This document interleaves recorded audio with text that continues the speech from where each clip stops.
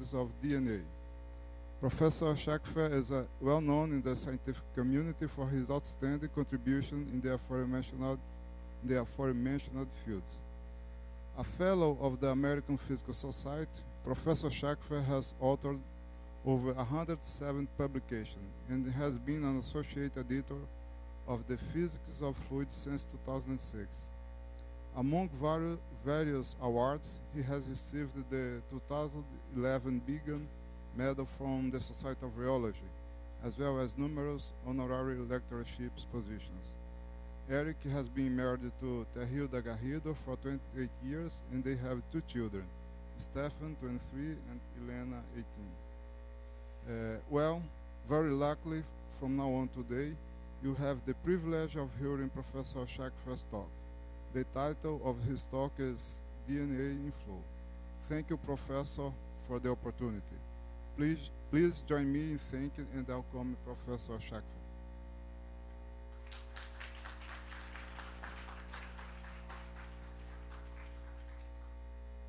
Thank you. Thank you very much. It's wonderful. This is my first visit to Rio, and I met Professor Duda, or actually Fernando, in Kyoto at a meeting, and he suggested that I come, and it's been wonderful. I've been here for approximately a week with my wife, and it's been fantastic. And I'm also amazed at all the Petrobras money and research that's going on here, and so I've become very interested in that. I wanted to tell you a little bit about some work that I've been doing for 20 years. It's in the area of DNA in flow. I know you all know that DNA carries the genetic code. This will have very little to do with that. This will have to do with DNA, and that's actually pictures of the DNA molecule in various configurations in flow fields. The general idea being that if you can understand the dynamics of DNA, you can understand the dynamics of polymers, which are long-chain hydrocarbons. And long-chain hydrocarbons form a particular kind of what I like to call, or what many people call, complex fluids. Fluids which do not act like small molecule fluids, air, water, etc. Complex fluids have very different properties, and DNA, especially DNA in solution, is a kind of complex fluid that the molecules are big enough that you can picture them, and so you can understand their dynamics, so-called one molecule at a time. There's a number of funding agencies that have funded this work, in particular the NSF, but we also have some funding now from a variety of industrial sources, including Halliburton and Exxon. One of the interesting things about this research is that Steve Chu was my collaborator at Stanford when I started this work. Steve Chu is now our Secretary of Energy, so when I put his address down, he's the head of the Department of Energy. He and I used to share, he was the chair of physics at Stanford for many, many years, then left and became the Secretary of Energy. He and I used to share a number of graduate students, and some of these students are actually our shared students. Charles Schrader, who's now at the University of Illinois. Rodrigo Teixeira is a shared student. He's now at the University of Alabama. And then after Steve left, I was lucky enough to inherit his experimental equipment and continue the research with Victor Beck, Chris Luth, and Brendan Hoffman, who are at various companies in the United States. Charles and Rodrigo are still professors, and they still carry on some of this research.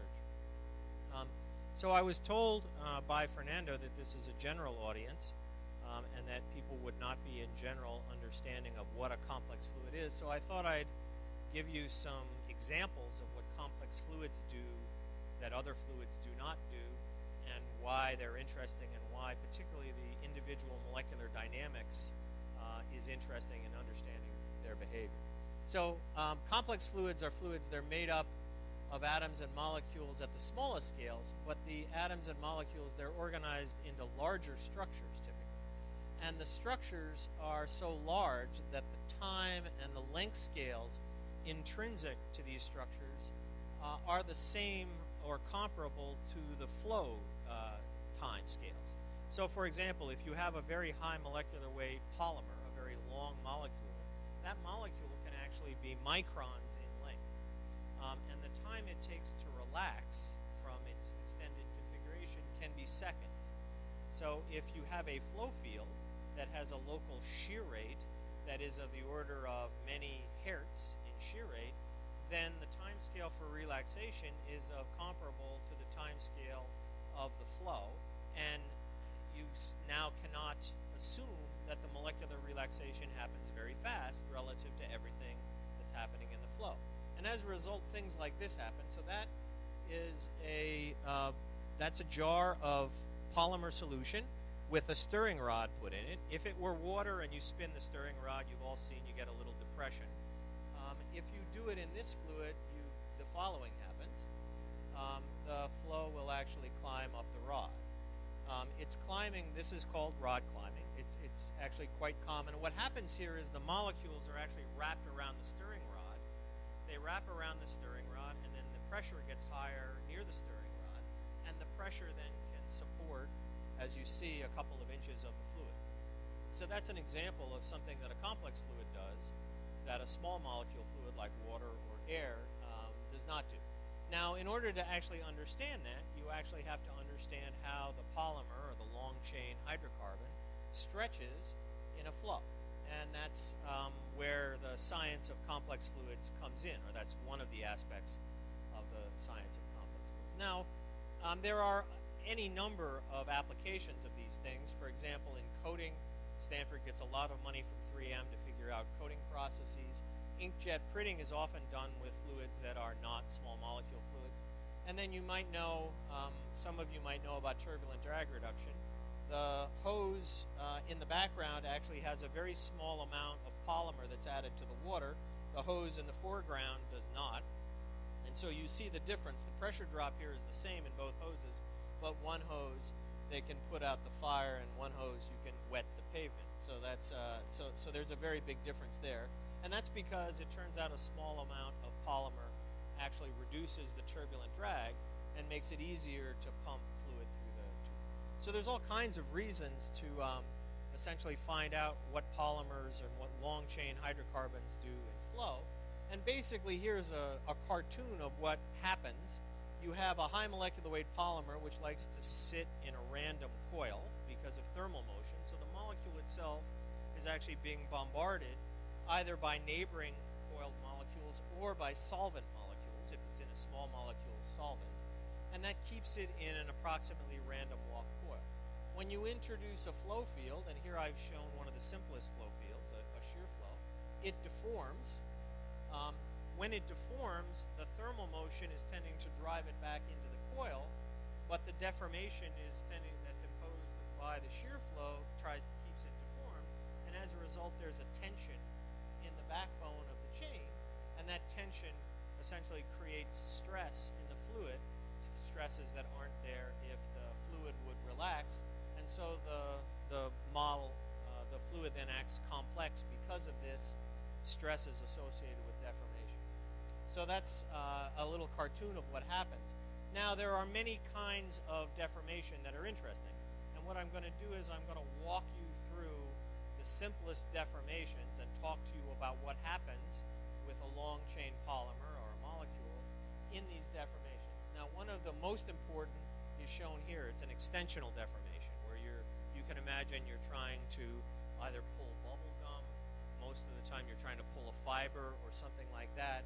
And this is called an extensional flow. What actually happens in this case is the molecule, if you're pulling fast enough, becomes very extended.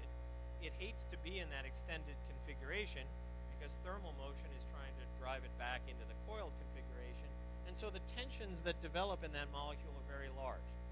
And as a result, the viscosity, the effective resistance to kind of stretching this material, gets very, very big. The more you stretch, the higher the viscosity is. So you can define something that's called the so-called Troughton ratio, which is the ratio of the extensional viscosity to 3 times the shear viscosity, either of the bulk or the solvent, depending on how you define it. And then what happens is this number, the Troughton ratio, becomes larger than 1 as you stretch this molecule out, as you create larger and larger tensions at the molecular scale. And so There are a number of devices which are used in the laboratory to measure this. Probably the most famous one is going to be shown here in this little film. This is called the filament stretching rheometer. I've been to Australia a number of times. This thing actually stretches a filament 2 stories. And while it's stretching this filament, it actually measures the force necessary to stretch it.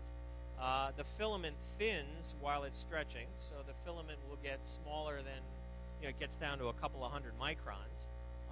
And while you're stretching it, you're measuring the force necessary to stretch the filament.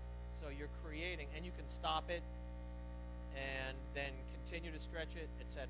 So that's a means of measuring the extensional viscosity.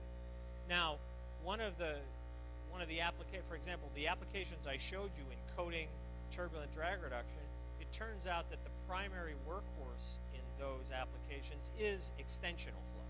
So extensional flow and the hardening, the extensional hardening that happens because of stretching these molecules is one of the main non-Newtonian factors that contribute to those applications.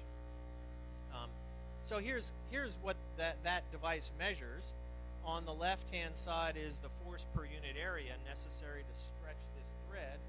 On the x-axis is the strain, that is the change in length, fractional change in length of the of the filament. And so what you see is the stress increases as you're stretching, and then at various places here you've stopped, and it takes a while for the stress to relax because the molecule is slowly relaxing back into its coiled state. And over there you see the Troughton ratio, which I said was the ratio of the extensional viscosity to 3 times the solvent viscosity. You see it goes up by hundreds, even thousands in some of these polymer molecules. The important dimensionless parameter, other than the strain, that is the amount of stretch you do, is something called the Deborah number, dE. dE is the strain rate times the intrinsic relaxation time of the molecule. Deborah number, when Deborah number is order 1 or larger, that's when you're getting large molecular changes, and that's when you get large changes in the effective force necessary to stretch these molecules. Now, nowadays, you don't have to imagine this happening at a molecular scale anymore.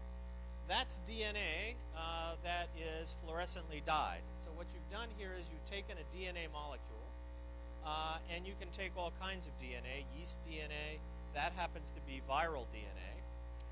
You can add a dye to make it fluoresce, and then you can actually put it in an extensional flow. So that molecule, and I'll redo that movie, let's see if I can do that again. That molecule is placed at the center, the red square, of a converging diverging device, and it's held there by a computer. So the computer actually follows the molecule and then keeps it at a spot, and then you can watch the molecule unravel itself. The intensity is proportional to the molecular mass, and so you can actually see it unravel.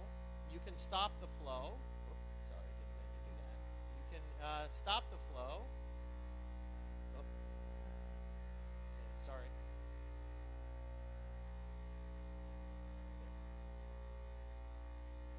And then it will relax. As I said, it can take seconds, or in this particular case, even minutes, to relax back to its core. So the point is that in modern times, you don't guess at how a molecule relaxes or stretches in a flow. You literally look at it, and you can look at its configuration. And this started somewhere in the 90s, and I was at Stanford when they started to do this, when they started to do what's called single molecule microscopy. And as a result, all kinds of new things came out of this science. For example, there's something called molecular individualism, which means that the same molecule, and these are 4 pictures of the same molecule in the same flow, but unraveling in very, very different ways. Sometimes they unravel in a hooped configuration. Sometimes they unravel with knots at the end. Sometimes they unravel with 1 knot at the end. Sometimes they unravel with a knot in the middle, all of which are configurations that the molecule can go through in order to achieve ultimately the unraveled state. And in fact, in each of these molecular paths, there is a different force or a different tension that is set up along the molecule. And so if you're making a measurement of many molecules, you're actually averaging over all these configuration paths as well as the differences in the molecules themselves, if they're longer or shorter, etc. So this was dubbed, before his death, this was dubbed molecular individualism by de Gennes, and it was discovered in using these single molecule spectroscopy methods. Nowadays, what has happened is, it used to be that there was a single workhorse DNA molecule that everybody would work with. Now there are a whole variety of DNAs that people use, and in fact, bacterial DNA can get as large as 2 millimeters in length. So people have dyed molecules that are 2 millimeters in length. Longer turns out to be more interesting because the longer the DNA molecule is, the more random walk steps there are in the chain, the more flexible it is relative to the chain length, and the more interesting the dynamics is. So there's a whole spectrum of DNAs, a whole spectrum of dyes that you can use to make visualizations. And so this science now is mature because it's been going on since the early 90s. And so there's a whole lot of flow fields and new discoveries that have been made in the last 20 years, and that's really what my talk's going to be about. So what I'm going to walk you through are a few different phenomena that have been discovered, and they've only been really discovered and verified by essentially taking pictures of individual DNA molecules and combining them with computer simulations of what those molecules do in order to understand the physics of the situation. Now, DNA you might think is kind of an odd choice. Okay, it was originally chosen because it's big. Okay, the smallest DNAs I'm going to show you are actually about 1.5 microns long. The largest ones I'm going to show you are hundreds of microns. Actually, I'm going to show you one that's about 1.2 millimeters long. So they're very large. So it's easy to do microscopy essentially. So you can do optical microscopy. They are easy to dye. There are a number of physical dyes that go in, and so that's why they were chosen. But it turns out that their physical properties, their entropic properties, that the force it takes if you hold two ends of the DNA and you allow thermal motion to bombard it, the force it takes to hold them at a particular stretch is actually well known. So it follows this so-called worm-like chain force law. So there's a very well-known force law, entropic force law for a DNA molecule. The other things that are good about it are that it's very monodisperse. So if you don't succeed in shredding your DNA, you're very careful with it, you have a very precise length. And the workhorse DNA, the one that everybody used to use, was lambda-phage DNA. It's actually a viral DNA. And you can essentially express its physical chemical properties very precisely. It's about 21.2 microns long, 160 random walk steps in the chain, and if you don't stain it, then it's 16 microns long. So we know exactly its physical chemical properties when you stain it and when you don't stain it. There's a little bit of a complicating factor. It's natively negatively charged. So if you don't do something about the charge, it repels itself, and then its properties become more complicated. So what you do is you dump in a lot of salt, and when you dump in a lot of salt, the salt screens out the charge. And so there also have been lots of measurements made. If you go up about 10 millimolar of salt, then the Debye length becomes very thin, the screening length for the charges, and at that point everything becomes, well, the charge interaction becomes negligible because the screening length of the charges is so small. So DNA turns out to not just be a big chain, but an easy to understand physical chain that we can then use to understand the dynamics of different forms. The other important thing is that we can develop different computer models of the chain. So the finest grain chain is a bead rod chain where you have little rods and then you have little joints at those rods, and you can essentially adjust the potentials between these rods at these joints to exactly reproduce the bending dynamics of DNA. And if it turns out it takes many, many rods to do that, hundreds per chain, if not thousands. So if you don't want to put that level of fidelity in it, then you can use beads and springs, and there are well-known formulae for what springs to put in, what potentials to put between the beads. And then if you really don't want to do that, then you can use the simplest model, which is a dumbbell model. Now, I should tell you that most complex fluids calculations that are done for applications, for large-scale applications, flow through an oil well, flow through contractions, are done at the dumbbell level. So part of the things that single molecules now tell us, single molecule dynamics and these experiments tell us, is what has to happen out here in the dumbbell model in order to mirror what we can capture almost exactly in these more fine-grained models. So that's a little bit of an offshoot of this whole science.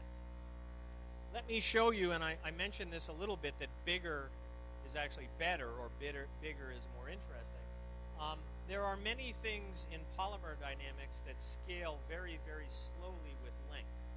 All right? So the easiest thing to imagine that scales very slowly with length is the drag.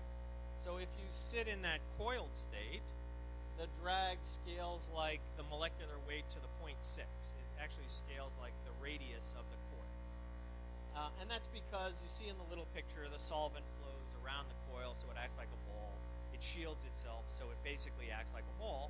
And then you can figure out what the ball radius is, and you get a drag coefficient that scales like molecular weight to the 0.6. If, however, it's stretched out in a line, then the drag scales like the length of the line, which is the molecular weight. So the ratio of the extended drag to the coiled drag scales like molecular weight to the 0.4 power. So it grows very, very slowly. So if you look at the ratio of the drag coefficients, rod to coil, and you start writing down what DNA you would take to get to a large ratio, you actually have to get to a very big DNA. You see, a DNA for E. coli is about 4.6 megabytes, and the drag ratio is 6. So that's a drag ratio that's fairly large. But if you take a molecule that you can make in the laboratory that they make plastics out of, polystyrene, the drag ratio is 18. So if you want to do a DNA experiment that somehow mirrors what a chemist does all the time, you got to get a pretty big DNA. So this is one of the things. The bigger the DNA, the better. Or the bigger the DNA, the more information you get for something like understanding the drag ratio. And the drag ratio, as I'll show you, will affect the flow a great deal. By the way, the smallest human chromosome, 50 megabase relative to E. coli. So we're talking about, something like 180 drag ratio. So if you, nobody uses human chromosomes actually to do this for a variety of reasons. They're actually very delicate. You'll rip it up if you do what I'm showing you. But nevertheless, you see, just to give you some idea what the scale is. Okay, so let me go through a couple of examples. That is Steve Chu, right? At least that was Steve Chu 10 years ago, 15 years ago, when he used to be at Stanford. And I'm going to talk a little bit about the work that we're going to do. And what I'm going to talk about is one facet. I showed you the coil stretch transition. So I showed you what it takes to stretch a molecule out in an extensional flow. And I told you that it was really important from the point of view of practical application, because it's when that molecule gets stretched out that it's hardest, it creates the largest resistance, and it changes the properties the most. What I'm going to show you is something interesting about that transition, that if the molecule is big enough, it's actually hysteretic. So in other words, you stretch it out at a certain flow rate, you back the flow rate back down, the molecule stays stretched out to a much lower flow rate before it starts to collapse. Okay, and this was something that was predicted, again, by de Gennes before his death, but was argued about for some 30 years. So let me show you the idea. The idea, it goes back to this question about the drag coefficient. So suppose I start to stretch a molecule out. When it's coiled up, its drag coefficient is low. It's like molecular weight to the 0.6, and I keep cranking up the flow and cranking up the flow, and I start to try to stretch it out, and suddenly, lo and behold, zip, it unravels. You saw it unravel. But when it unravels, its drag coefficient is actually much larger, because now the flow can grab all the little sections. Okay? So now suddenly it becomes much easier to keep it stretched than it was to unravel. And so if I now reduce the flow, it'll stay stretched out because it's easier to grab onto it. And this was something that de Gennes predicted a while back. So he predicted that it would be hysteretic. That is, you would go up on one curve. I'll walk back. He predicted that you would go up here. Suddenly it won't unravel. You would go up here, and then you could back on the flow, and you'd walk down here and then jump down. So there'd be this hysteresis loop of flow. Now, why is that important? Because it means in this region, you can have a whole bunch of different configurations. That is, you can have either a coiled or a stretched configuration. And depending on where your complex fluid lives in this configuration, you'll have different states of stress. This was a prediction, as you see, in 1974, more than 30 years ago, almost 40 years ago.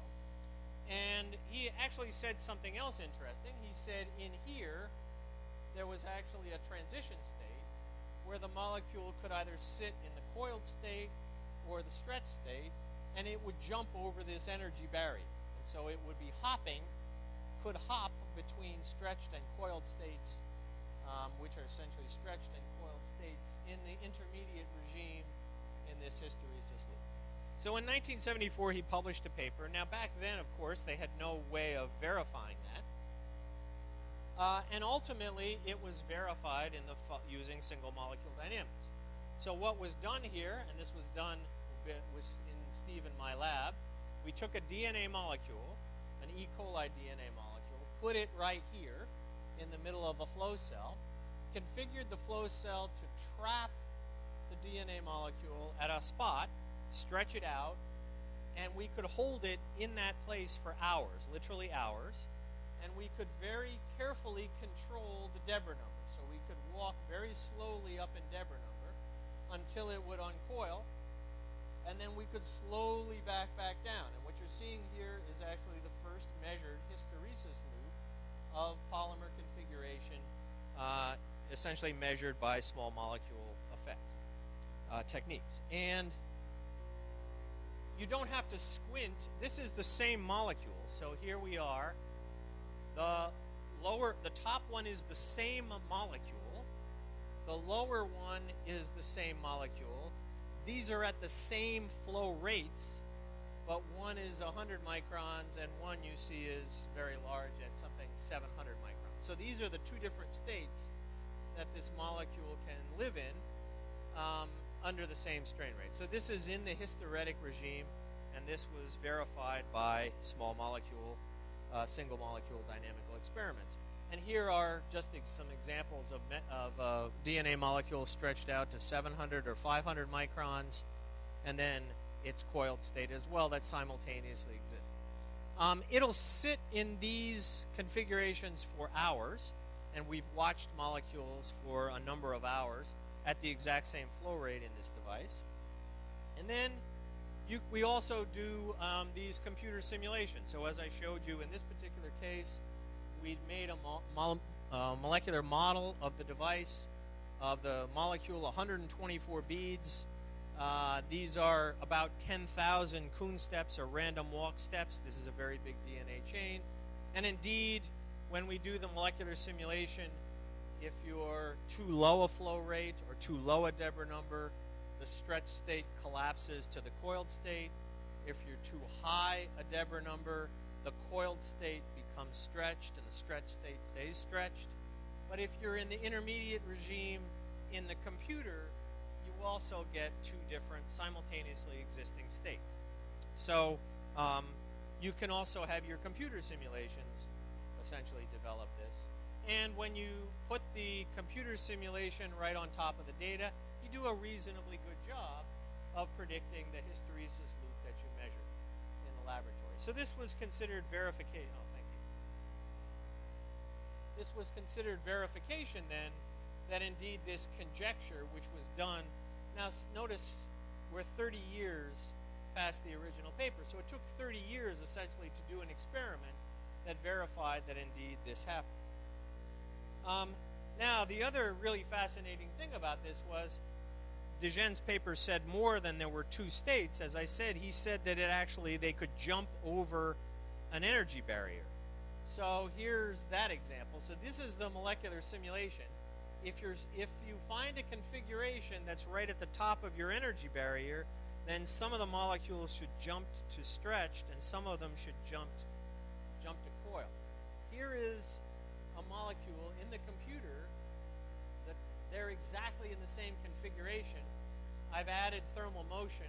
The top one will go to coiled, and the bottom one will say stretched. And so this also verified the other part of what De Genne said, that there is an activation energy associated with the dynamics of these molecules that is captured by the molecular dynamics, by the same simulation that was able to capture the hysteresis that was measured in the laboratory. So De Genne was right essentially on two counts. And I should say that later on, measurements were made that showed that actually the transition, that is the fractional extension of the molecule versus Deborah number, in the experiments actually depended on the time you waited. So if you waited a short period of time, you got one transition. If you waited a longer period of time, you got a different transition. And that's consistent with the fact that you have to hop over an energy barrier in order to get the fractional transition. And so all of this was actually discovered by single molecules. Nowadays, people can actually do a measurement, a force measurement. Remember, I said the reason that this was important was because if you're extending a polymer filament, the force depends on how stretched the molecule is. People have actually walked into the hysteretic regime in terms of force and measured stress and found they could get any stress they wanted depending on how many molecules were stretched and how many molecules were coiled. So this is a paper that appeared just a few years ago where they found that the stress measurement in a polymer coil depended entirely on how it got there, because presumably because the populations of stretched molecules and coiled molecules were different depending on how you prepared it. Okay, that's a simple flow. One of the other simple flows, and this is in every complex fluid person's laboratories, is this little device right here. And this is where you take a plate, you hold the lower plate, you take the top plate, and you spin the top plate. And then you measure a fluid property in here. Now, if it's a water or a small molecule fluid, you measure the torque on the top plate, and then that tells you the thing called the shear viscosity, right? If you do that with a complex fluid, you certainly can measure the viscosity, but also the plates tend to be pushed apart. Okay, that's a characteristic of a complex fluid that isn't a characteristic of a Newtonian fluid, and this force that I'm showing here is called the normal force. And that's actually the measurable that's associated with what I showed you earlier in the talk, which is, remember, the rod climbing effect. When you stir a stirring rod, the polymers wrap around the stir bar and then they push up, right? They create a higher pressure. The same thing happens here. If you rotate the top plate, the molecules get stretched in circles around the rotation. They create a higher pressure, and that pressure pushes up on the top plate. So the normal force is essentially a measure of the rod climbing. It's just in a confined device. So that normal force is, again, a measure of how the polymer is stretched. And there are a variety of other devices that are used to measure these shear flow properties, including a Conan plate, Platen plate, and the Taylor-Couette device. And if you measure even the viscosity of a complex fluid, it's interesting. It's not constant like it is for water or air. It actually, if you get to high enough shear rate, the viscosity shear thins. So in other words, the viscosity decreases as the rate of motion increases. So there are at least two interesting properties for polymer solutions, even in this simple flow, shear flow. You get the normal forces, which you don't get for water or air, and then you get this property, which is shear thinning. And if we can do single molecule spectroscopy well enough, we should be able to figure out what the molecules are doing such that you get something like this, right? Such as you get. So that has actually been done. And here's some pictures of the first measurements of DNA stained in a shear device. So what happens here is the microscope is underneath. You move, this is a translation stage. This stage moves left, this stage moves right, and in this little gap here you create a shear flow, and you can look at the molecules from below. And in this was the first experiment where this was done. It was done in 2000.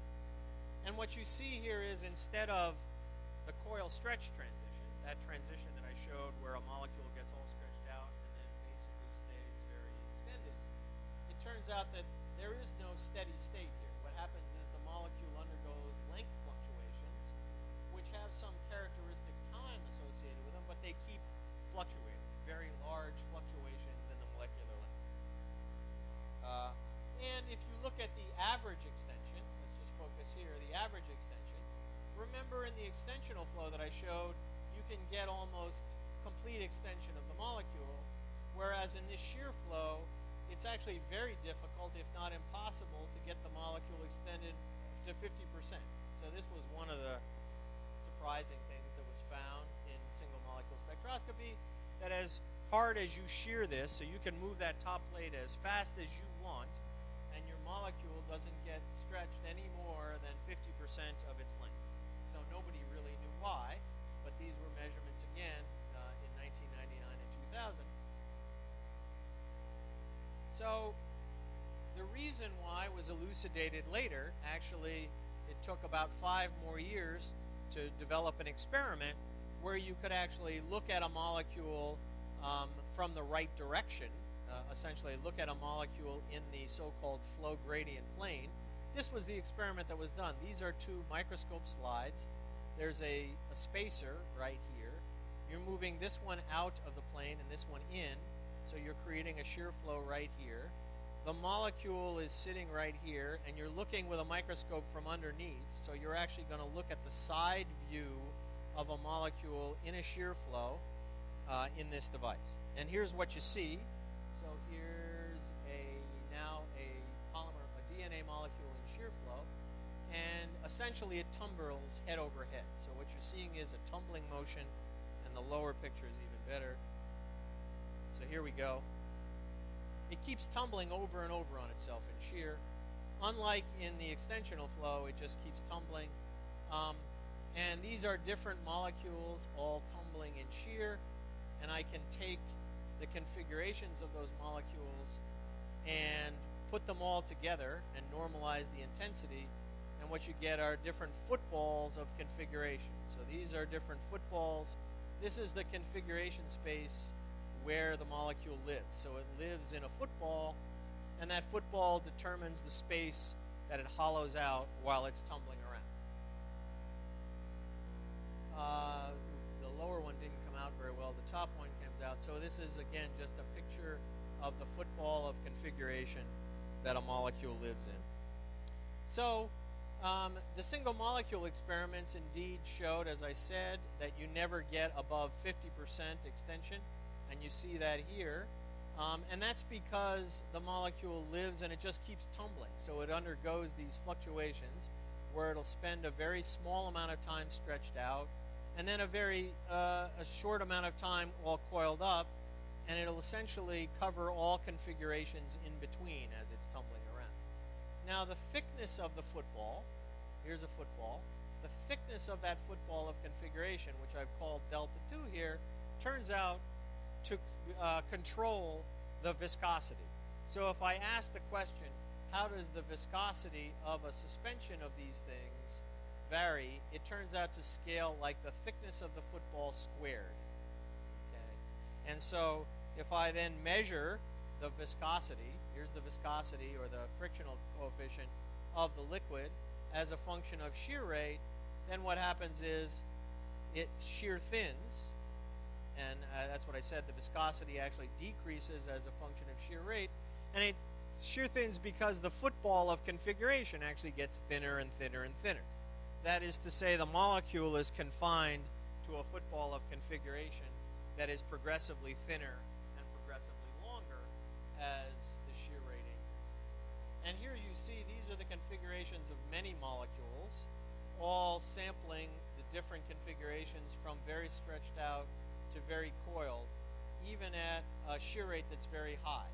The dimensionless number here is not the Deborah number in shear rate, it's just called the Weisenberg number, but nevertheless it's the shear rate times the relaxation time of the molecule. So when you go up to Weisenberg numbers that are very large, you have very strong shear rates, and you're making the molecule tumble to a great degree and essentially orient in these footballs of configuration. There's more interesting things about this, quite a number of interesting things. The molecule, this is a tumbling molecule, the same molecule. The molecule stretched out, coiled, then stretched again. It turns out it has a characteristic period or a characteristic frequency associated with the tumbling. Right here is that frequency. So if I plot the period versus frequency space, I've got a peak, and then that peak actually depends on the shear rate. So there's a characteristic tumbling frequency that also figures into the dynamics of this molecule that was discovered using single molecule techniques. Nowadays, what do they use this for? Well, it turns out that there are a number of devices that are made with DNA, and the way you make these devices is you tether one end of the DNA, then you use flow to stretch the DNA out, and then tether the other end. For example, you can make molecular wires this way. And people make molecular wires all the time using DNA as a scaffold. And so, for example, here is a molecular wire made using DNA. You put a scaffold on one end, a DNA scaffold. You put some conductive polymer in between. You put a DNA on the other end. And then you use this whole thing to stretch it out. You use the DNA as a scaffold. You stretch it out in shear. You tether both ends, and then you use the DNA. You metallize the DNA. You make those into essentially the interconnects, and then the conductive polymer becomes essentially the conductive part in between the two interconnects. So there is a molecular wire that's actually made using a DNA scaffold, and we went back and looked at the single molecule dynamics of tethered chains. It's slightly different than free chains. So here's a device where you tether the DNA on one wall, you apply a shear flow, and then you watch tethered DNA. And here's the movie. This is like a flag flapping in the breeze at the molecular level. So here we have flapping DNA. It's tethered to this wall, and then the flow goes past and it unravels. If you look at it from the top, it looks like this. So it's going to unravel, and then it tethers. And then the end here is functionalized, so I can pass something through that'll make the other end stick, and then it'll be sitting here like a molecular wire. This is a molecular process. Now, to do this right, you have to know what flow, etc., to flow this at in order to get this stretched. And so we do experiments where we measure the stretch as a function of increasing flow rate. So this is up to Weisenberg number as hundreds. So this is very highly stretched DNA. You also notice these are experiments. You also notice the mass of DNA is higher at the end, where it's kind of flapping. So the flapping part of the molecule is at the end, so you get more mass, lower tensions at the end. And that's measured for a single molecule. And if I take a autocorrelation of the angle, so here's the molecule flapping. So while it flaps, you can define an angle of the molecule. And then if you plot the angle correlation function, you get a peak right there, or a dip, and that's a characteristic frequency, and that's the flapping frequency. You can see it here as a peak. And so you can also define a flapping frequency for the molecule. Let me skip on this. I was going to tell you a little bit about mixed flows. I want to talk about some of the new examples of things that are done. So everything I showed you so far was single molecules all by their lonesome. So in other words, a molecule sitting in a small molecule fluid, in a solvent. In most of the cases I showed you, it was water. Some of the cases it was water and sugar. But in reality, in the plastic parts that you buy all the time, these plastic parts are molded where the molecules are rubbing up against each other. So they're actually interacting with each other, and they're entangled. It's like snakes. They're molten snakes, basically, and they're molded in the snake-like state. And so again, the science 20 and 30 years ago was to postulate a model for how these snakes interact and then see where that model would lead in the understanding of the flows of these molten parts. And nowadays, you can make entangled DNA. So you do the same thing that I showed you. You take a DNA solution, except you get rid of the solvent. So you start out with a DNA solution that's at a low concentration, and then you either evaporate or centrifuge out the DNA to the point where it looks like this. And now you've got a very entangled set of DNA, and you can also dye then individual molecules in this sea of snakes, and then watch how the snakes interact explicitly by looking at a single molecule in a sea of snakes. The blue snakes here you won't see, the red snakes you will see. And so we did this, and so again, the classic measurement you make, you put it in that plate-and-plate device. You have now a sea of snakes that are interacting, and you measure the shear stress as a function of shear rate. The stress or the force goes up, and then it plateaus, and then it goes up. So when it plateaus, again, the viscosity is shear thinning, and it's shear thinning very strongly now, like -1, and that's because of the interactions of these snakes. And so let me show you the interactions of snakes. So I'll show you now, here's the molecular simulation.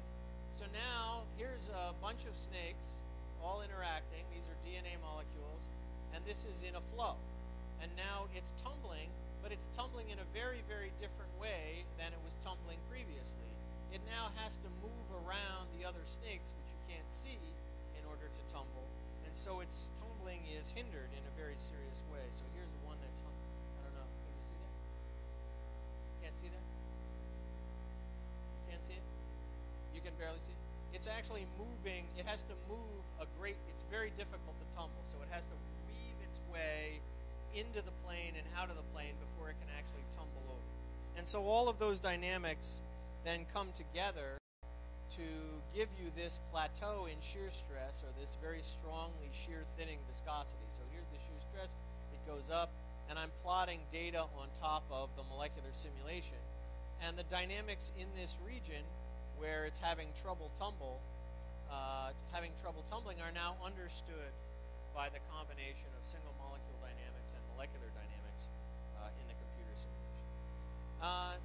Nowadays, DNA dynamics is actually big business, not because of our understanding plastics, but the creation of a number of micro devices. So I'm just showing here 3 different micro devices by different companies, and these are all designed to take DNA, manipulate their configuration, and then ultimately do genetic testing of the DNA. And so one of the classic microfluidic devices that manipulates DNA is right here, and here, these are post arrays. So what you do is you create a post array, you pass a DNA molecule through it, and then the DNA molecule hooks on the posts. Once it hooks on the posts, it unravels the DNA molecule, and you can actually create a very efficient stretching mechanism. And again, the engineering of this was done by a combination of computer simulation and experiment. So here is a simulation of a DNA molecule moving through a set of posts, and what you see is the dynamics is quite complicated. So it will form hooks around these posts, which will unravel it. This actually happens to be a random array of posts, which actually gives you a lot of dispersion. That is, it moves the center of mass of the molecule a great degree. So this is actually undesirable. So what people started to do then was do periodic arrays. So here's a periodic array of posts that was engineered to stretch a DNA molecule out.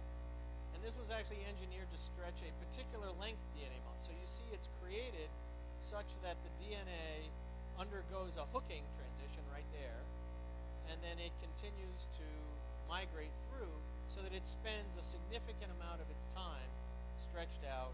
And in the stretched state, then you can do genetic tests, or you have access to the internal degrees of freedom of the molecule. And this continues to go. This array is actually millimeters in size. The molecule you see is about 20 microns long, so it samples a tremendous amount of this field.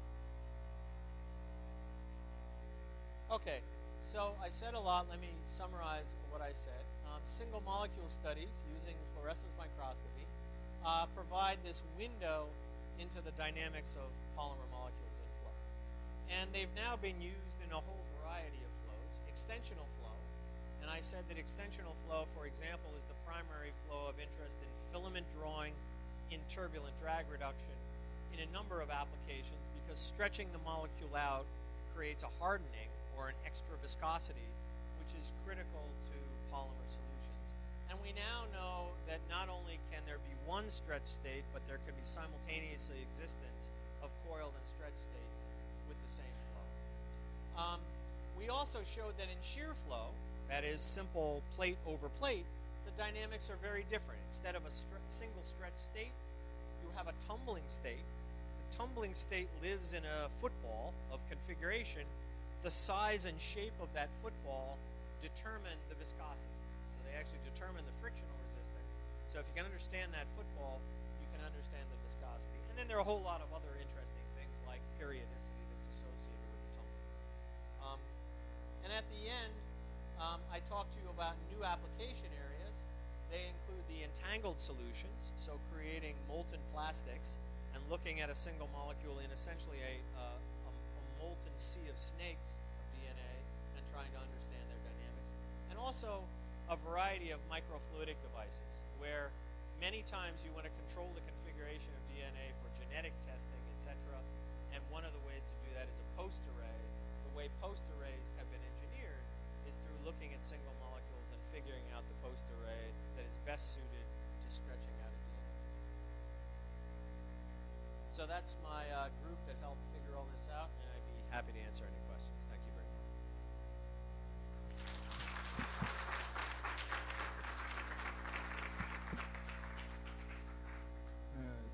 Thank you, Eric, for the nice presentation. Questions?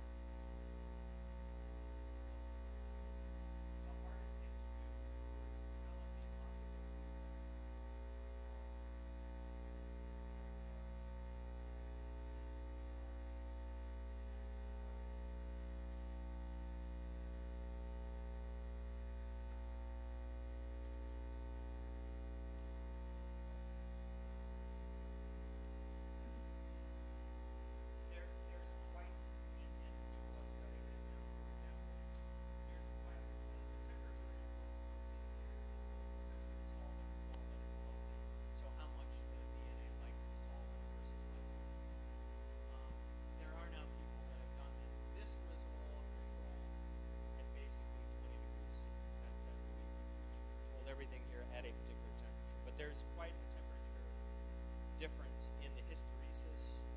As you basically heat it, you'll close that loop. For example, you close the hysteresis. So you're absolutely right. It is an important parameter in here, and I didn't talk about it.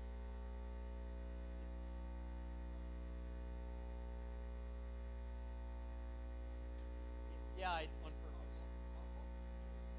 Oh.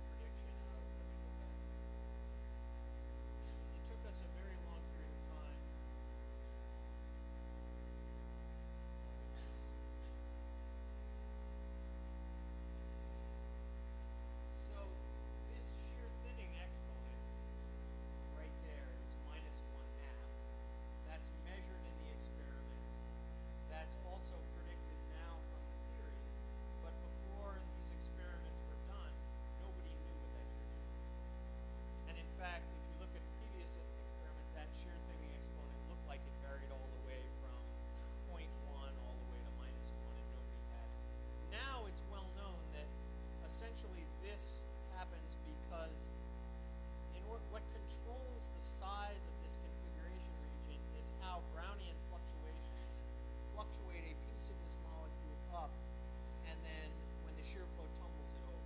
So you can imagine that Brownian motion has to bump this up. It's the only way for the molecule to get up here is through Brownian motion. So you can actually do a balance of Brownian motion and convection in order to get that -1/4 speed. And the little trick to that is that when a piece of the molecule goes up, it has to drag other molecules with it. So actually the drag coefficient of the piece of the molecule depends on how much it drags with it. And just that little that argument that it has to be diffusion balanced into convection gives you the -1/4 and turn gives you. So yes, to predict once we did a molecular simulation, and then once you see that, we went back and do mean field theories to actually determine things like this. But it's quite delicate, especially in shear flow.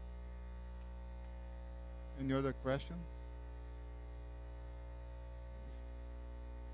Okay. If not, let's thank Professor Eric again.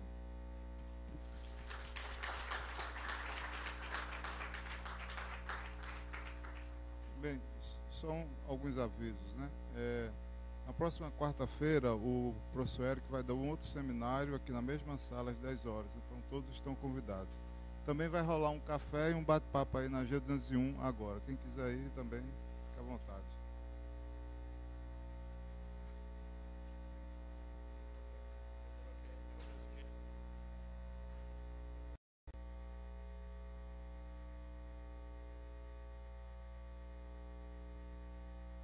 Good morning, everyone. Thanks for being here. I will introduce you the lecturer Eric Shaqfeh from Stanford University. Today he will talk about the platelet margination and the microcirculation. Thank you, Eric.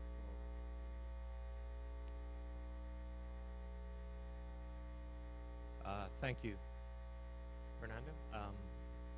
So today's talk is quite different than yesterday's. So I'm going to talk about a problem that actually is related to all of your health that I got involved with primarily through the Army. We get funding from the Army High Performance Computing Center at Stanford. In fact, this is the only high performance computing center in the United States. It's been there, the only Army high performance computing center. It's been there for 5 years. It's now been renewed for 5 more. And essentially the mission is to use what is called simulation-based engineering to solve Army problems. And one of the problems that the Army faces are all kinds of problems associated with trauma in soldiers and how it affects their blood. And so this is one of those problems that we're trying to use computers and theory to understand. We also, after we started this work, we got some interest from the Cancer Center at Stanford because it turns out that most cancer therapies now, or many cancer therapies, are associated with adding nanoparticles to the blood and then having those nanoparticles end up in a tumor and then providing therapy that way. So nanoparticles turn out to be similar to platelets, which is what we primarily started to simulate. So we also have some money from the Cancer Center. You'll also see that I get, I actually am lucky enough to be able to get great students from 3 different programs. Mechanical engineering. We have an institute for computational and mathematical engineering, which is focused on developing algorithms, and then chemical engineering. And you'll see that all of these departments contributed to the particular research. So let me just start by talking about the general problem, then I'll walk through the steps that it takes to develop a computer simulation of the general problem. If you go to a book on the microcirculation or blood hematology, you'll often see this cartoon. And here's the cartoon. This is a cross-section of a microvessel, either an arteriole or a venule. And the red blood cells are in the middle, and they go down the middle, and the particles, and in this particular case, the primary particle I'm discussing is the platelets, are on the edges or on the periphery of the microcirculation. And if you talk to a doctor, he'll tell you that this situation has evolved over time and is set up so that the platelets are in the place they need to be in order to start clotting if there's a trauma in the endothelial cell. So here's an endothelial cell that forms the lumen or forms the vessel. We have a trauma or a cut. The platelets are on the periphery, so they're right there to start the clotting process, and what they do is they absorb, and then they actually signal other platelets to come in and start the formation of this thrombosis and then ultimately the clot. Now, if you mess this up, if you essentially change this process or don't allow the platelets on the outside, then it turns out your bleeding time can go way up. For example, if you reduce the red blood cells by below 15%, then your bleeding time actually can increase by as much as 60%. That's even if, so even if you reduce your platelets by 32%, your bleeding time will stay normal. So the idea that the red blood cells push the platelets somehow to the outside of these walls is critical to maintaining your bleeding time. And this comes back to the interest of the Army. When there's a trauma victim, a soldier experiences some kind of trauma, they often inject him with saline solution to provide fluids. But what that does is it dilutes the red blood cells in the circulation, and as a result they will bleed in places that they normally wouldn't bleed, and their bleeding times will go way up. So the question is, how does this process happen? So this process, as I say, has been known in some sense for 30 years, but nobody knew how it happens. In other words, how do the red blood cells push the platelets to the outside? It's not excluded volume. This is almost to scale here. The platelets are small relative to the red blood cells, and there's in some sense plenty of room for the platelets to live inside here. So the question is, how does it happen? What time scales does it happen? And if I change the hematocrit, so I reduce the red blood cell count, how ineffective is the margination process, or how does the margination process become effective? So that's what we started to develop a computer simulation of. Now a platelet, as you see here, these are some pictures of platelets.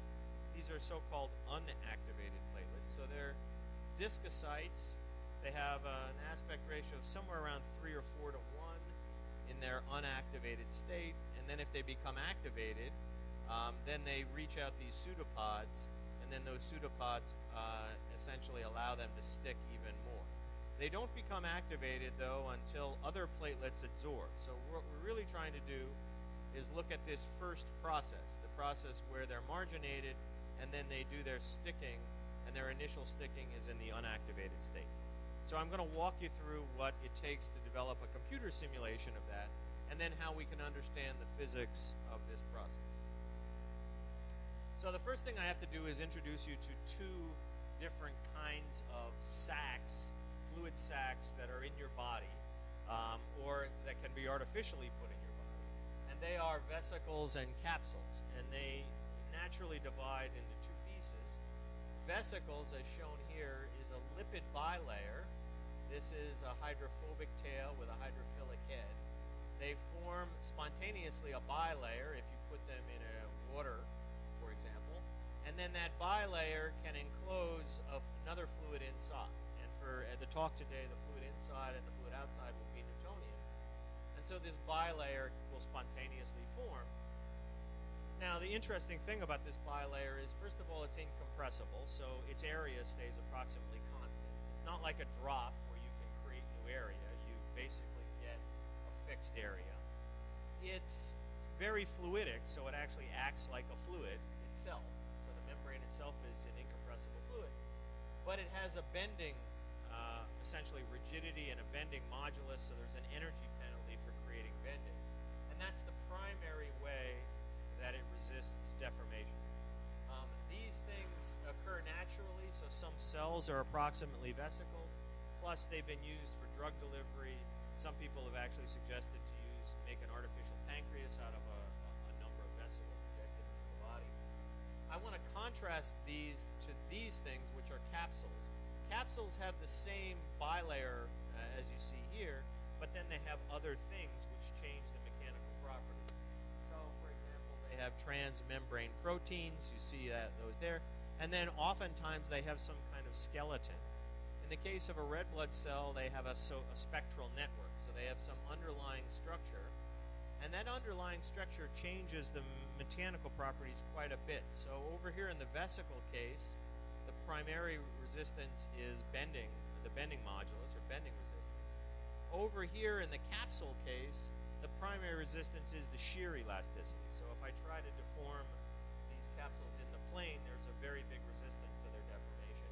And the bending modulus turns out to be relatively small. For example, for red blood cells, the ratio of the bending modulus to the shear modulus times some characteristic radius squared is about 10 to the minus 3. So 3 orders of magnitude smaller bending resistance. These are also tend to be incompressible. So the area, for example, of a red blood cell changes by less than 0.5% over the course of time.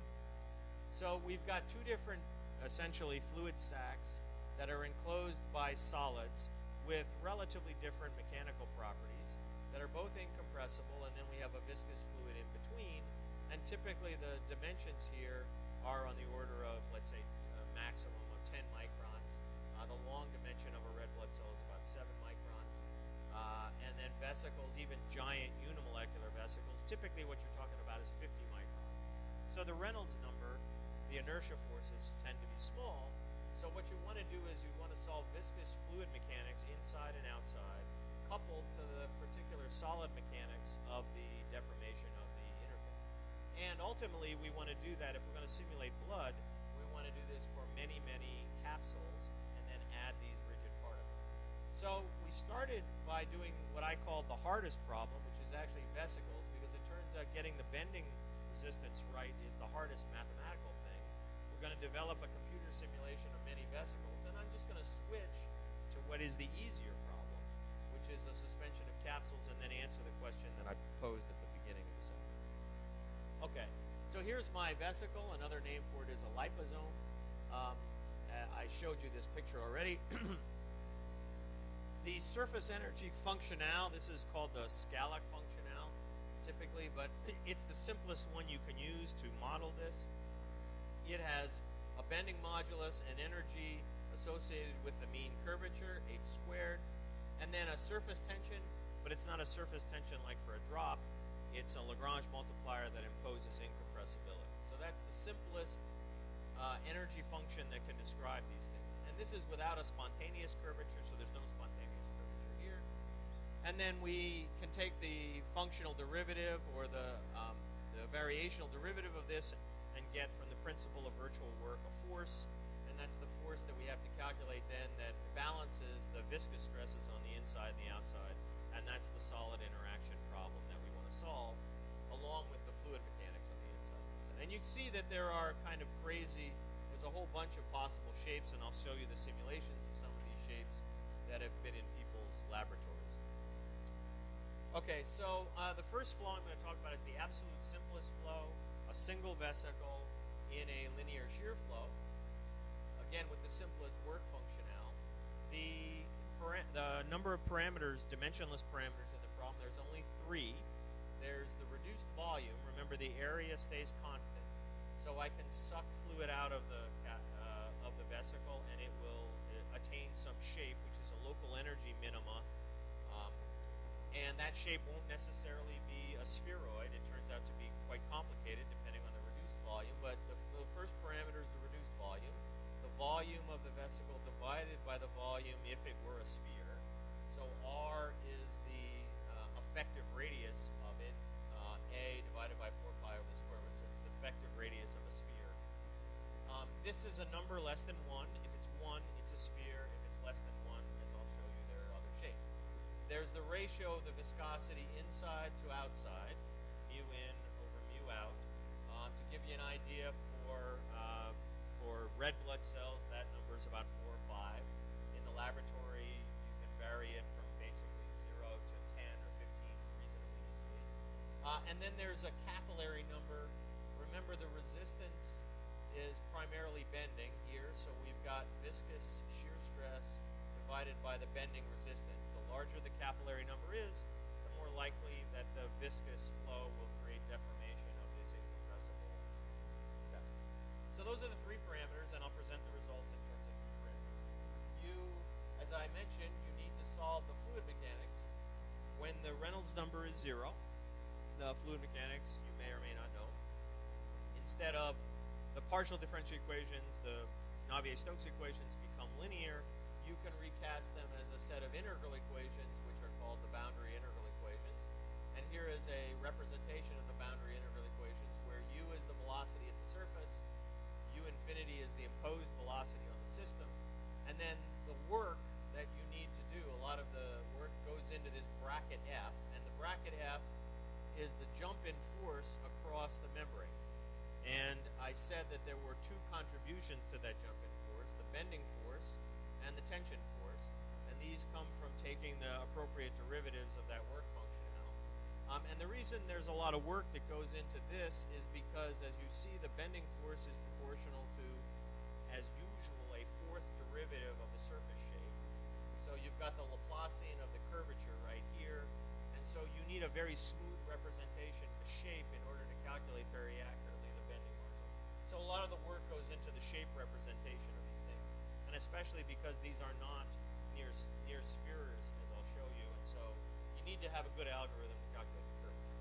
And then there's the surface tension, but as I said, sigma is a field which imposes incompressibility, and the incompressibility is that the local change in area of any element or the surface divergence of the surface velocity is equal to 0. Okay, and these are the standard integral operators that are the Stokes equations. The Green's function for the Stokes equations is known, and then this is the derivative of the Green's function, and this is the standard integral formulation of it. So what we want to do is we want to discretize this equation, have an accurate representation of the bending forces, solve for the velocities, and then time step the shape forward and continue to do that in an accurate manner while calculating the bending forces. Now there's a number of ways to represent the shape.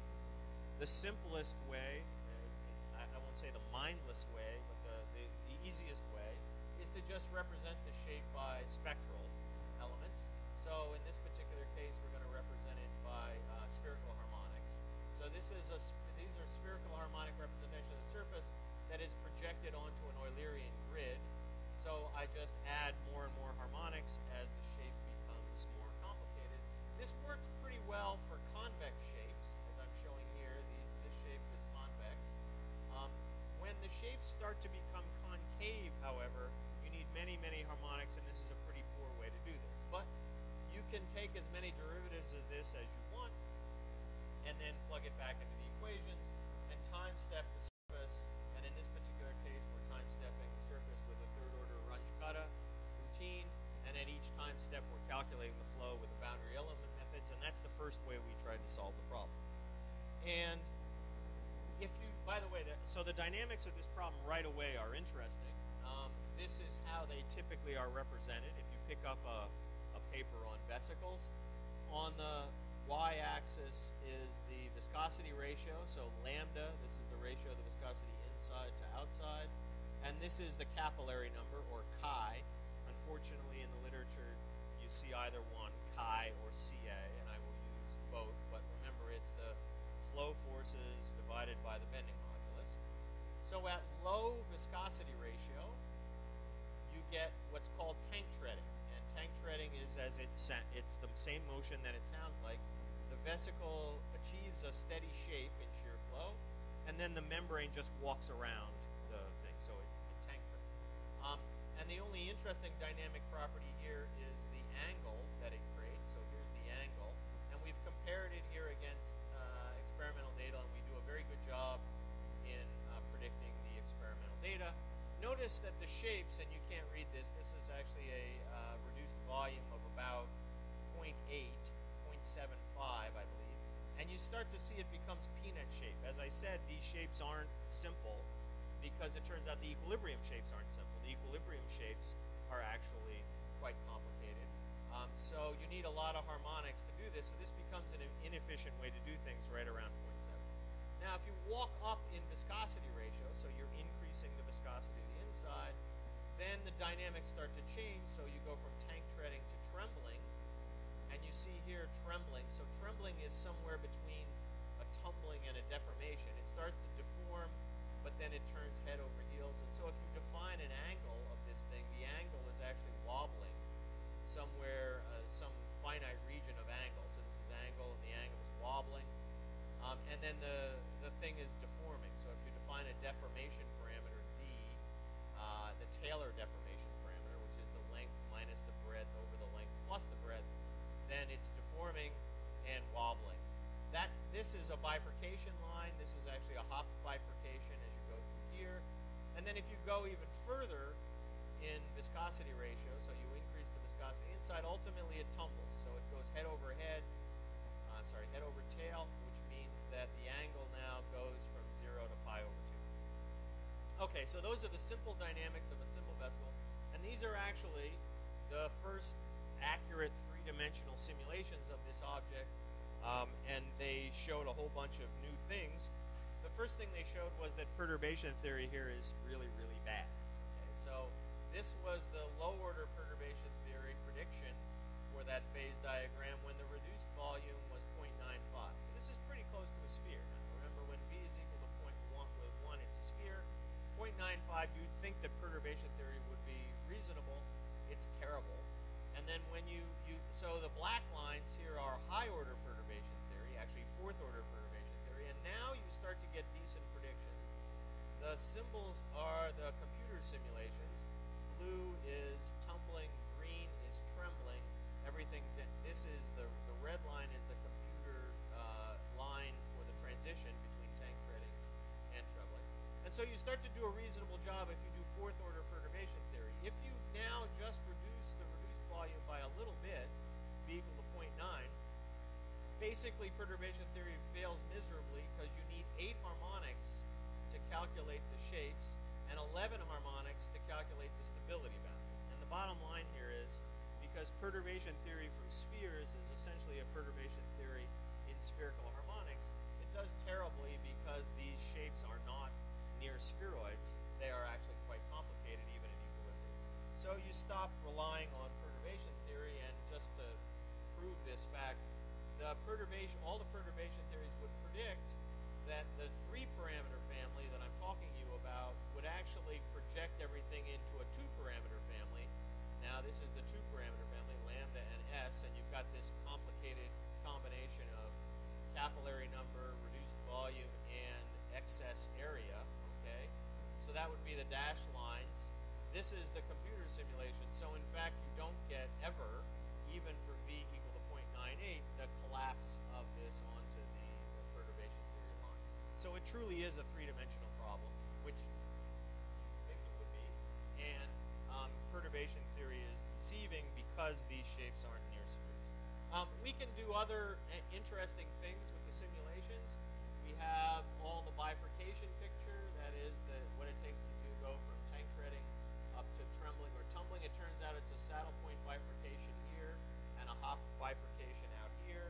And we've looked at the growth rates using the numerical simulations and have gotten them very accurately.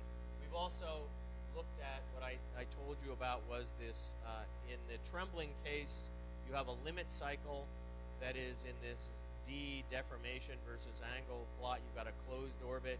It opens up as you go from trembling to tumbling, and we've looked at the dynamics of that opening. The interesting thing is, up to the point of these computer simulations, everybody thought that was the whole picture. It turns out there's all kinds of other orbits that were never found because they actually don't have simple extensions from the perturbation theory. So for example, this is a spinning tank treading branch. The vesicle is aligned along the vorticity axis. Shear is in the z and x plane, and you see here it's stably wobbling. This is neither tank treading or trembling or tumbling. It's something else, and that something else is a full three-dimensional motion. And in fact, there are other things. This is a wobbling motion that was discovered essentially by, taking vesicles, putting them in the computer, and starting from different initial conditions. And this also has a stable region. So presumably a suspension of vesicles then lives in this whole dynamic framework of these different, and these were all discovered by the numerical solution. Okay, and as I implied before, it gets more complicated. So if I take the reduced volume below about 0.65, then even the equilibrium problem has these wild shapes, if you will. The prolate shapes were the only thing I showed you up to this point, and at 0.5 you see it's quite a peanut shape, but now there are coexist discocytes, which is the red blood cell shape, and stomatocytes, which is kind of a tulip shape. And these are all local energy minimum. They're local equilibrium solutions to the problem, and in 1991 Seifert actually found these three different shapes. So now the question is, can we do the dynamics of these different things accurately? And it turns out that a spectral method is actually quite poor for those things. So we changed methods, and there's an interesting little story here. And it's a little depressing story, so I don't want to depress you, but it depressed me a little bit.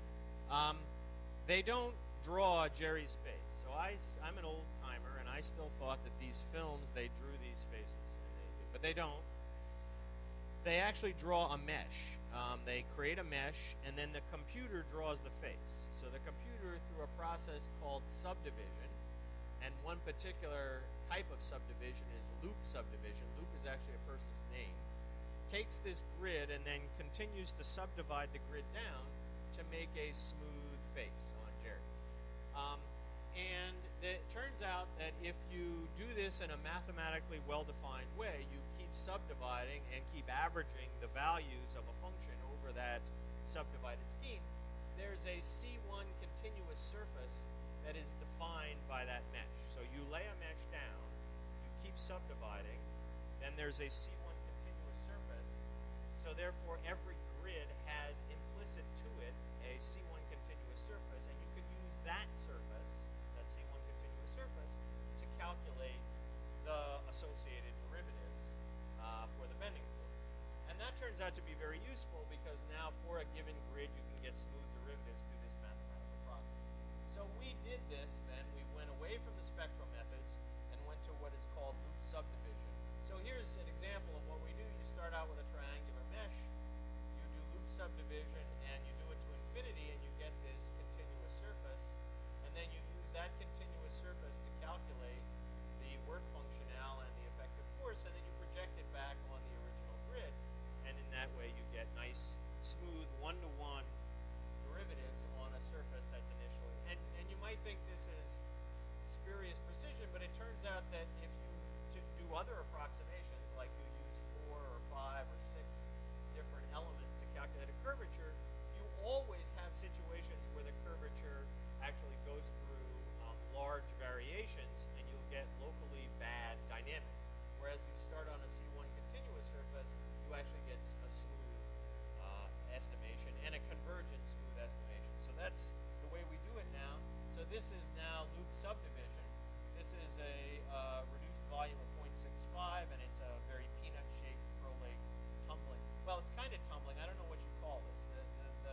I guess we would call this tumbling, but as you see, there's a large deformation. Now, the interesting thing is the student turned off the flow, and it went to a discocyte, and then he turned on the flow and went back. So now there's transition between these prolates and discocytes, which is, if you will, a new dynamic transition. And here are the phase diagrams, and now we go all the way down to V, reduced volume of 0.65, and you got now tank treading, trembling, and tumbling. These all were the prolate particles to start with, but you also have, discocytes. So if you start with a discocyte, here's the phase diagram. It can actually tumble, as you see. It can tank tread, or it can actually change back to a prolate particle. And this is a phase diagram that was only discovered essentially through doing loop subdivision of surfaces, because spectral methods are actually very poor for this. Here's the most interesting one. This is a stomatocyte, and it's going to form a barrel, and it's going to roll, so it's going to stay a stomatocyte.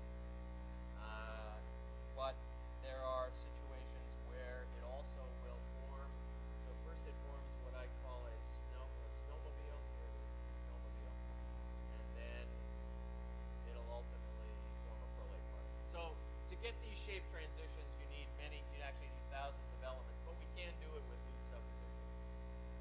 So very efficient. Okay. So one piece of physics that we learned from this was what happens if you put these things near a wall. So you put them near a wall, and what you may or may not know is vesicles, deformable objects, lift off a wall. So there's a lift force on this object. Plus, it doesn't like to tremble and tumble anymore. It likes to tank tread. So it's much more likely to tank tread when there's walls or other vesicles around. So if you have a suspension of vesicles, even though they will tremble and tumble by their lonesome, they tend to sit in the tank treading, and they tend to lift away from walls. So we've done simulations of various vesicles lifting away from a wall, and actually have very good agreement with the experimental data. So we've gotten this, we've done a very good job now, we think. And here, for example, is a suspension of vesicles. Now I'm moving more to the situation that I ultimately want to get to. I have a suspension of vesicles, all shapes calculated with loop subdivision. They're now moving away from the wall because of their lift force, but there's a collision process in the bulk that is tending to drive them to the wall, so you get a clear fluid layer here that's near the wall. This happens in blood as well, and I'll show that in a moment. This layer is called the Faraeus-Lindquist layer. It's a balance between lift and the collision processes that happen. So at this point, we had developed what we thought was a very efficient computational technique to do a suspension of vesicles, which are more difficult dynamic shapes to simulate than red blood. So we wanted to go to the problem that we were most interested in, which was the blood. And I'll go to the blood now. In the interest of time, I have some other things that I could show you if you're interested in those. So let's go to blood.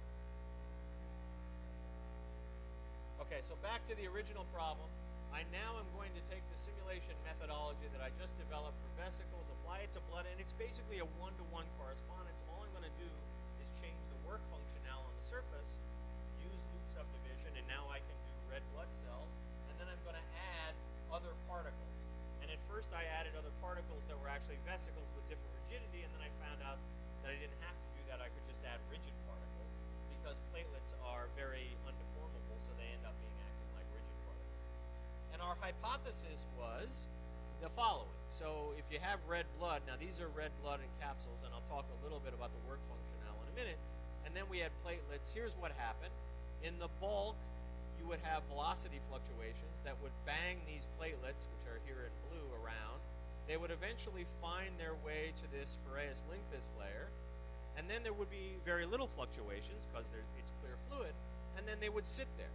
So the process of margination was, if you will, a shear-induced process. There would be velocity fluctuations that would eventually bump you into this region, and then they'd sit here and they wouldn't be able to get out. That turns out to be mostly true, but a little naive, so I'll show you why that is. So that was our hypothesis. So the only other thing you need to know, other than everything I told you so far, is that your hematocrit, the volume fraction of red blood in your body, is typically between 36% and 53%. But in the small vessels, it's actually much lower. And that's because of the branching effect. It's called plasma skimming. So by the time you get down to the region that we're interested in, which is about 30 microns, let's say, you see the hematocrit is somewhere between 10% and 20%. So most of our simulations are right in here, between 10% and 20% hematocrit, not because we don't know that the hematocrit in the body is higher, but because the actual appropriate hematocrit is 10% and 20%. Okay, so here we go. Same numerical method, exactly the same numerical method before, except for the fact that our work functionale, here's now our new work functionale, W. It has the same bending modulus part, but now it has dilatational modulus, if you're going to allow the area to change, and a shear modulus. And the shear modulus, as I said, is dominant now. So you, again, take the functional derivative of this, and you get the delta F in the boundary element equations, which is right here. And you proceed in the same way. The capillary number now that I'll present the results in terms of is in terms of the shear modulus, because that's the dominant resistance. We will keep the bending modulus in there, but as I say, it's 3 orders of magnitude smaller than the shear modulus. And again, the surface will be incompressible, so the change in area will be less than 0.5% and everything. Okay, and so here you go. So this is now a red blood cell done in the same way with loop subdivision. And we have triangular meshes on everything. We calculate the bending force, and we also calculate the shear forces. This is something you'll almost never see because you see this red blood cell is tumbling, but it actually doesn't tumble when it's with other red blood cells. It tends to tank tread in exactly the same way that vesicles do. Okay, so here's simulations of just the red blood cells. They look very similar to the vesicles. They move away from the walls. So there's this clear fluid region that's Ferreira's Lincus layer, and they form this kind of structure. Now, what you see is this is parabolic flow of red blood cells. You see that they're taking the discocyte shape, and they almost form umbrella shapes in the middle, but they get stretched out here where the shear rate is higher, near the wall. And these are the typical shear rates in your microcirculation. The microcirculation has very high shear rates. So on the order of 1,000 reciprocal seconds to 4,000 reciprocal seconds is what you have in your veins and your arterioles. So you get quite a bit of deformation out here, little deformation in the middle, and the capillary numbers, again, based on the shear modulus, are as large as about 2. Okay, so it's somewhere in here is where you go. You can look at the hematocrit, the volume fraction of red blood, as a function of position across, and it has this unique and interesting witch's hat kind of form. I won't be able to go into a lot of the physics of why that is, but basically what's happening is you get clear fluid region that's lift away, then that's balanced by the collisional processes that are going on here in the red blood, and so that forms this clear fluid layer. There's actually a maximum in concentration here, then a local minimum, then the highest concentration in the center. The velocity, this is the mean velocity profile, which is not quite parabolic, and then the dashed lines are the velocity fluctuations, the wall normal velocity fluctuations. And as I said to you in my hypothesis, they're actually large. They're a factor of, let's say, 10 smaller than the mean velocity, but there's a lot of velocity fluctuation here in the bulk. And as we had thought, they will push the platelets around. So the platelets are subject to these velocity fluctuations, and the velocity fluctuations are high even at the center. So there's very high velocity fluctuations. Now we're going to add, there are the platelets. The platelets are now white. We're going to add them, and here's the red blood. It's pretty easy for us to do 500 to 1,000 red blood cells. This is a parallelized code. We use hundreds of processors to calculate this flow. This is periodic in this direction, and this is each full shape. And we're going to watch the platelets now do their dynamics. Oh. And here they are. This is another movie. We started them all in the middle. So we started the platelets in the middle. The top is hematocrit of 10%, so that's on the low side. The bottom is hematocrit of 20%, that's on the high side. And you see that the platelets start out in the middle. These are different frames at later times. And you see they marginate. And they marginate for precisely, mostly the reason that we described. The fluctuations are large in here. They bump the platelets to the Ferreira's Lincus region. And then once they're out here, they sit and tumble around. They're not subject to the velocity fluctuations. And the same thing happens at the higher hematocrit. Now, there's a couple of things you can note. First of all, in the higher hematocrit, the region of clear fluid is a lot thinner than it is up here. So therefore, the platelets are closer to the wall. Okay, so that's one effect that you're reducing your hematocrit does. And you see this is also quite a bit more porous, meaning that platelets can sit in here for a longer period of time in these regions before they experience a collision or a velocity fluctuation until they get bumped out of here. This is dimensionless time. So this is equivalent to the time it takes for the blood to go approximately 1 centimeter in your arterioles or venules. Now by that time, typically it's experienced 3 bifurcations. Okay? So even though I'm doing straight tubes, it turns out that bifurcations do play a role here. We haven't looked at it yet, but we know that this process takes a little while in order to get margination, and bifurcations are probably important, and they probably, it turns out, help the process because they actually take platelets from the inside and smash them to the outside. You can imagine a bifurcation. Okay, so now we've got this simulation that we think faithfully captures this. We can data mine this, and we can learn everything that we want to learn about it. Here's the platelet. This is at a 20% hematocrit. Here's the platelet concentration profiles at the different times, and you see you get margination. So this is platelets now being thrown to the outside, and some still being trapped in. We don't think this is ever a steady process, meaning we think that eventually all these platelets will get put out here, but by the time they do, they'll have gone through many bifurcations, and the whole flow will have changed. So we only followed it for 1 centimeter in the simulation. And here you can follow individual trajectories of the platelets and watch them go to the outside of the channel or tube. It turns out to be a relatively weak function of hematocrit, and I'll talk more about that, and a relatively weak function of capillary number, meaning it does it for the whole range of capillary number that you're interested in the microcirculation, and it does it pretty much for the whole range of hematocrit that you're interested in, with one important caveat that I'll get to. It's a diffusive process, so the mean squared displacement of a platelet as a function of time becomes linear, so you're essentially diffusing these platelets to the outer wall, and the diffusivity is a function of the capillary number, but plateaus. So out here where you're in the microcirculation, 1,000 reciprocal seconds to 4,000 reciprocal seconds, the diffusivities are almost constant. So we believe there is a strong shear dependence, but it's pretty much physiologically not important. It happens back here at small capillary number, and this is because the deformation of the red blood cells is actually strong here, but it's pretty much plateaued by the time you got out here to high capillary number, and so have the diffusion coefficient. Let me talk about the thing that's surprising. It's not just diffusion, and we still don't understand this completely.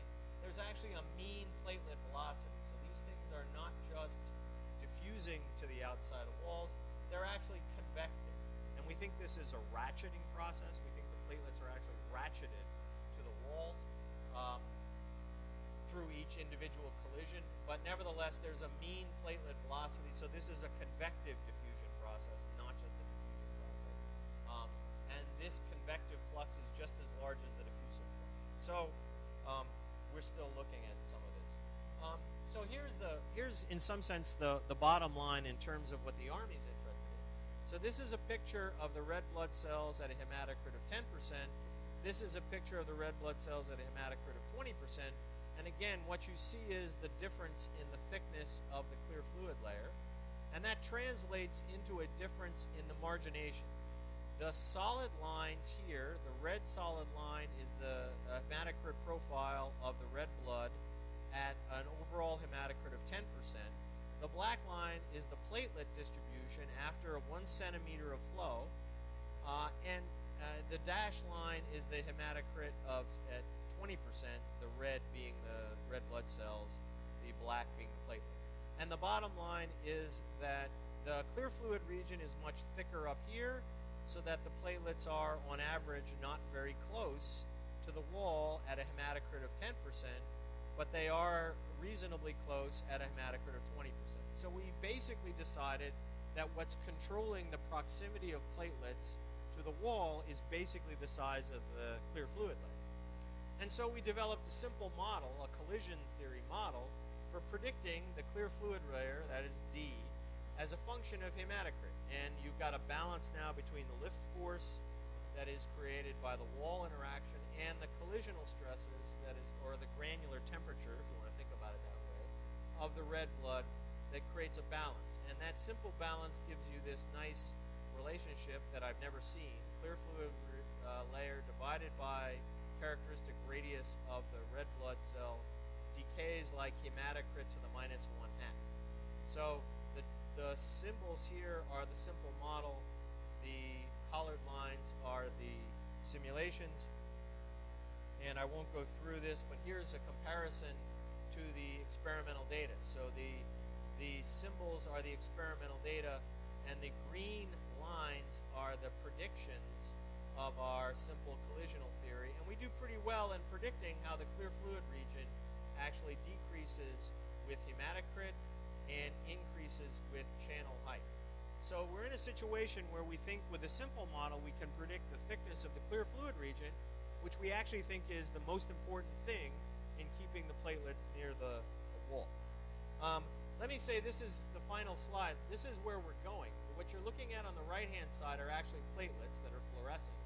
You're looking through a glass cover slip, and what they're doing, the glass cover slip is functionalized, so platelets are flowing in the blood, and they are sticking to the wall, presumably exactly how they do in your microcirculation.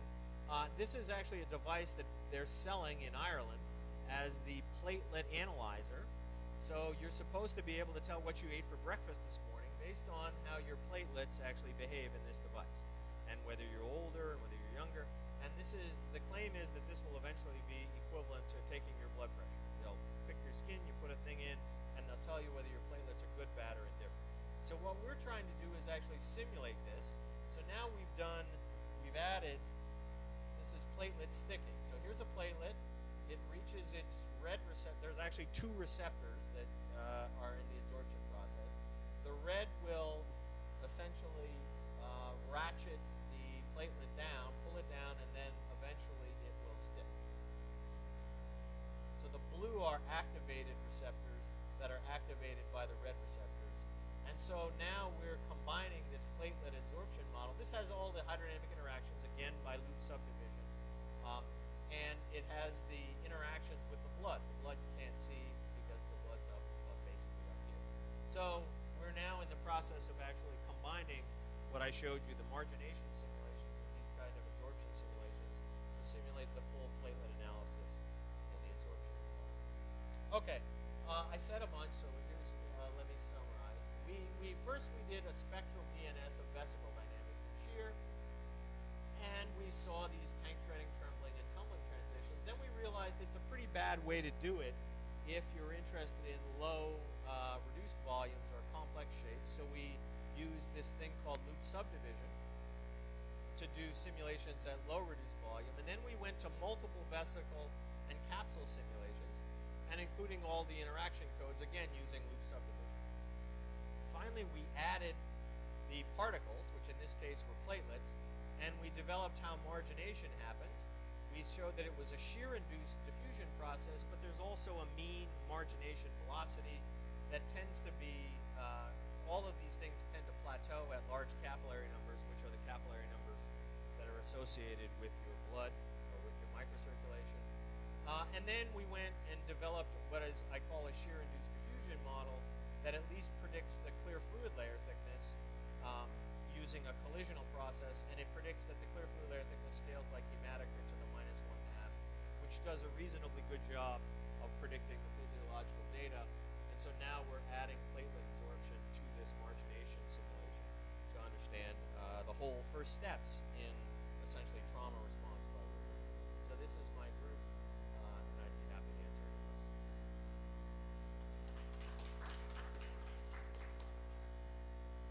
Thank you, Eric, for the very nice presentation. Questions?